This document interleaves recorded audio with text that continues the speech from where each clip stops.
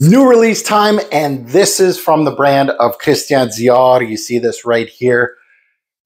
We have our first new standalone, unique release from their new in-house perfumier, which it seems like it's been a while. So he's been cooking up something. It's at least been 2 years. I might be pushing it, but Francis K came into the helm, I think back in 2021 to replace Dimashi. But let's get to this new release. I got my notes here. Let's take a look at the note breakdown and brief and all that.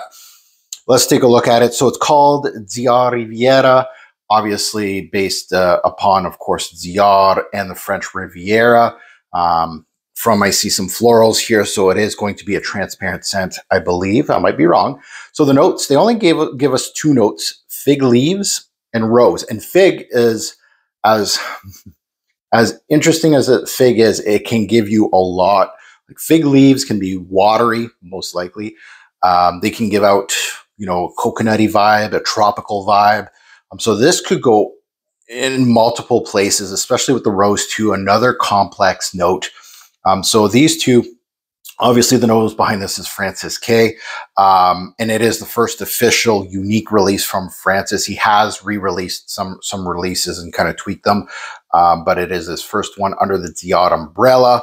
And it's interesting that he went with the Privé line and this particular fragrance. So my personal thoughts is this fragrance really embodies, and this really is a telltale sign of where Dior and Francis are going to be going with their Privé line. It really is going to be, I feel personally, from what this release is telling me, upscale, rich, but nothing too fancy. It's going to be really high-end ingredients. You're going to smell some quality out of it. It's kind of, going against the Chanels of the world, very people-pleasing type of thin scent. So the one thing that you need to know about the nose is Francis can make very minimalistic scents and have so much underlying complexity to them. So I wouldn't be surprised if this particular release smells very simple initially, but with time, you're going to start noticing some beauty to it. So the initial fragrance reviews, you got to be careful. A lot of people do fragrance reviews online, and this is not a slight to anybody, but they smell it off a strip, done. It's boring. So you got to be careful with, especially this type of nose. You need to bring one home. So thumbs up, side, or down. This is going to be a thumbs up for me.